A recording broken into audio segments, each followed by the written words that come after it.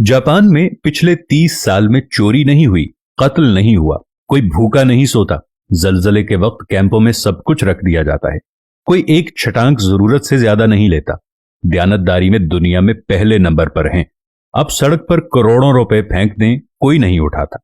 आप कंधा मारें तो सामने वाला माजरत करता दिखाई देगा। तरक्की और टेक्नोलॉजी में दुनिया से 10 साल आगे जीते हैं। काम इतना करते हैं कि वजीर आजम हाथ जोड़कर आराम के मशवरे देता है।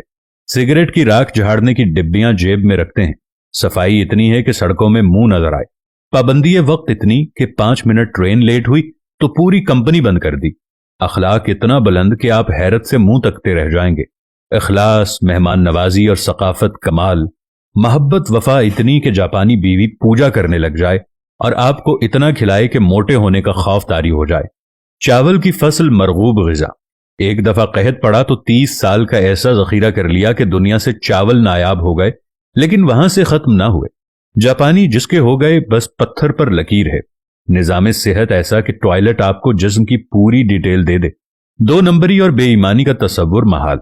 और अब आते हैं कि जिस मुल्क में लाखों लोग तबलीगी इज्तमात में जाते हों, जहां लाखों लोग दावत दीन के लिए सफर करते हों, जहां से लाखों लोग बैतुल्ला, उम्रा और हज के लिए जाते हों, मिलादुन नबी के मौके पर हर शहर में जुलूसों में लाखों लोग शामिल हों, जिस मुल्क में हर रात लाखों महफिल मिलाद और दरस कुरान होते हैं, जिस मुल्क में यौम आशूर पे लाखों लोग गम हुसैन रदियल्लाहु ताला अन्हो में अज़ादारी करते हों, जिस मुल्क में ईद और जुमे में बड़े बड़े इज्तिमात होते हों, जिस मुल्क में तस्बीहात पढ़ने वाले लाखों में और दुरूद सलाम की तादाद अरबों में हो, वो मुल्क ईमानदारी में दुनिया में 160वें नंबर पर है।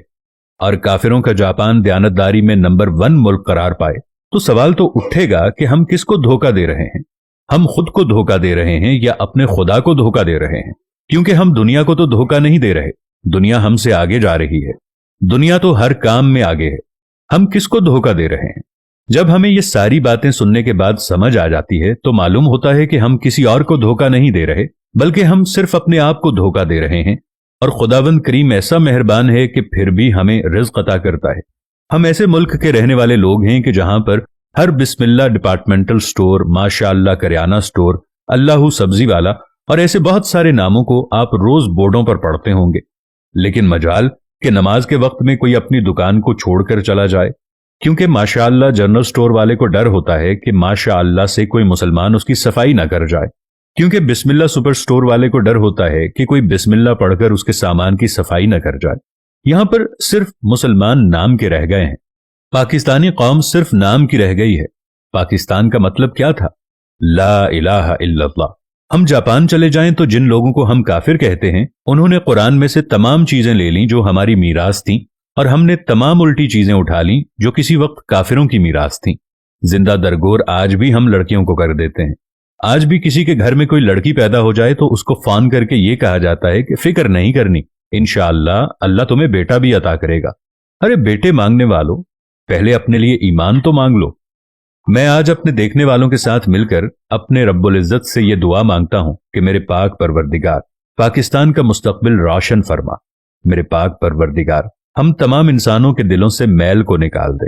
हम 2 नंबर बेईमान लोगों के दिलों से बेईमानी निकाल दे। मेरे पाक परवरदिगार हमें सुकून वाली जिंदगी अता फरमा। पाकिस्तान पर अपना रहमो करम फरमा। पाकिस्तान को आदिल और सच्चे हुक्मरान अता फरमा।